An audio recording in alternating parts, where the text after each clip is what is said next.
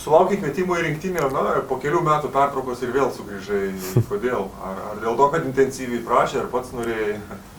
Ne, gal dėl to, kad aš gavosi sezonas toks, pažaidžiau ledo ritulį iš tikro, ne vien tik tai dirbau. Ir ganėtinai pakankamai gerai, aš taip kaip suprantu, vis tik tai pelniau keletą įvarčių, keletą perdavimų per tas 34 rungtynės, kiek pamenu. Tai gal dėl to matyt fizinė forma pagerėjo truputį, atsigavau. Bet ir sulaukiu, tai kodėlgi nepadėjus, jeigu jaučiuosi gerai ir treneris mano, kad aš galiu padėti. Ir matei Lietuvos rinktinių įvairiausio tipo, visokiausių žaidėjų ir su Zubrum ir dabar jo nėra ir atsinaujinantį rinktinę. Kaip galėtume vertinti šių dienų komandą? Sakyčiau, kad gerai, meistriškumas kyla, jaunimas prisideda, kaip ir sakiau, čia kalbėjau su Respublikos žurnalistais, kad skambina iš man, tai kai kurios dar mačiau, taip, grubiai sakant, su pačiūžom po stalu vaikščiojančius dar, o dabar jau žaidžia, ir žaidžiam kartu ir stengiasi, viskas tvarkoja, didelis noras, aš manau, kad pasieks savo, tai visi mes pradėjom nuo kažko tai, taip kad viskas tvarkoja, be abejo, žaidimas keičiasi, tas, kas buvo prieš 20 metų, kai mes pradėjome dabar, tai didžiulis skirtumas, taip kad viskas tvarkoja čia. Koks tas skirtumas? Skirtumas, greitis visai kitoks, technika visai kitokia, mąstymas visai kitoks, fiziškai daug stipresni visi jau, ta prasme, viskas tobulėja, kaip ir technika. Prieš 15-20 metų apie mobiliosius turbūt tik tai galvojome, o dabar iš rankų nei vienas nebepaleidžia. Tai ir su ledo rituliu tas pats, kai turėjom medinės lazdas, tokias kaip Tysa arba Meistras Rygos gamybos, tai dabar turim lietas, kaip sakant, ir net dabar net nei vienas negali pagalvoti, kad čia žaistų, duotų jam medinę lazdą į rankas, reiktų ją apsiobliuoti, nusipjauti, užsilenkt, pakaitinti ant laužo ir įkišti tarp radiatorių, užlenkti ir pasižiūrėti, ar aš taip užsilenkiau. Tai tobulėjam. 2005 berods buvai čia irgi Hovene su Zubru. Turbūt, jo, 5 čia buvo, ne? Berods, 5 ir 6, kad nesuklyščiau. Ar pameni, kad nors iš to čempionato, kai atvyko Zubrus, vis tiek tuo metu jis buvo, ir dabar, ir tuo metu buvo didžiulė žvaigždė, ir turbūt komandai buvo didžiulis įvykis. Be abejo, didžiulis, tai buvo labai skau, 10 metų atgal. Sunku man prisiminti, nes, žinot, kai žaidė nuo 95-ųjų, tas čempionatas po čempionato eina, tai gal net truputį ir nebesuvoki po to.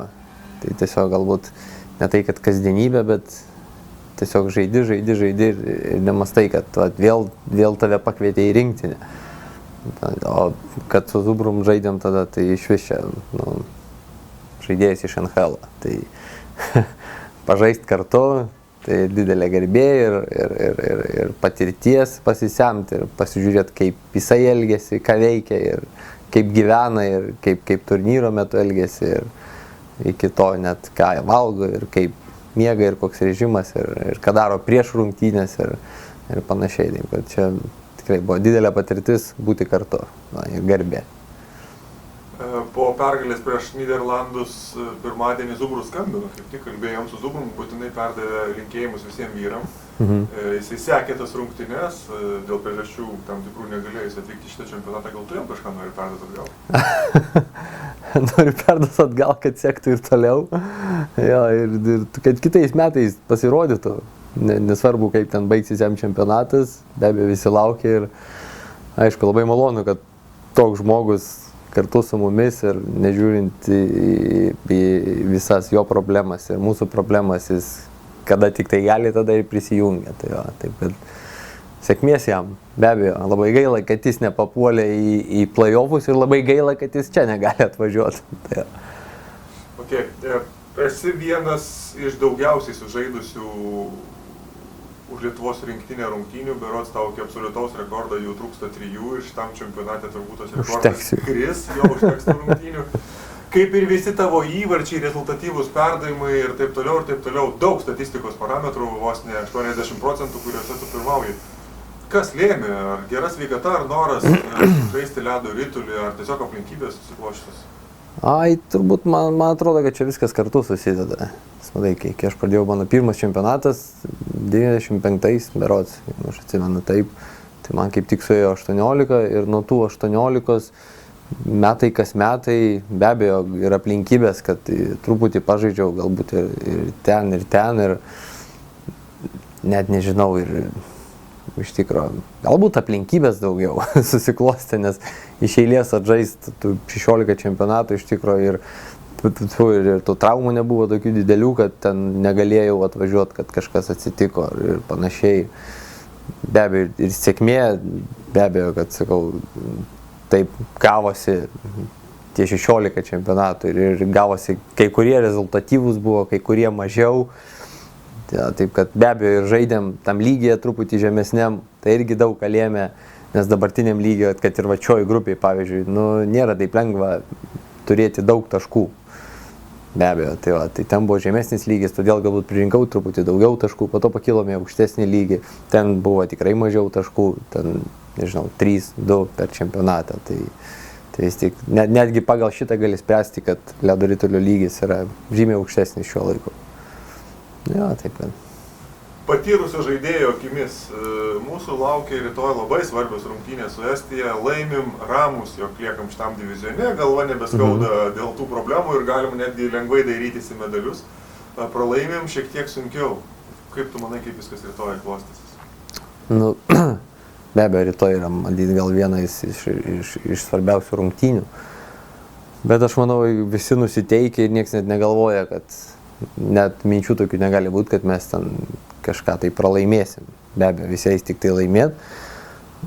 Nors čia yra sportas, visko būna, ritulys yra apvalus. Bet nežinau, aš tiesiog neturiu minčių kitų, kad mes pralaimėsim ir viskas. Nematau kitaip. O ir kitos rungtynės lygiai taip pat. Ar estai žaisim, ar žaisim sekančią su Koreja, ar dar mums liko ten anglai. Be abejo, žaisim su visais ir netgi, nežinau, čia ne prielaida, netgi jeigu ir pralaimėsim, tai dar ir Koreją turim ir anglus turim. Taip kad, o netgi jeigu ir laimėsim ir galim būti ramus, tai nereiškia, kad kitas varžybas mes žaisim atsipalaidavę ar tiesiog jau nenorėsim daugiau laimėti. Tai visiškai tas pats, tai yra, kaip žinot, eini tiesiog nuo vieno prie kito. Šiandien darbas pailsėti, pasitreniruoti, rytoj turime sekančias rungtynės. Tai sakau, visiškai nesvarbu, kas yra rytoj. Neįsiminiau aš tavo tikslių skaičių, nes ko gero nėra ir prasmės, nes tu dalyvauji dar šiame čempionate, tai pagerės statistiniai rodikliai čempionate? Tikėkime, kad pagerės bent taškeliu kokiu.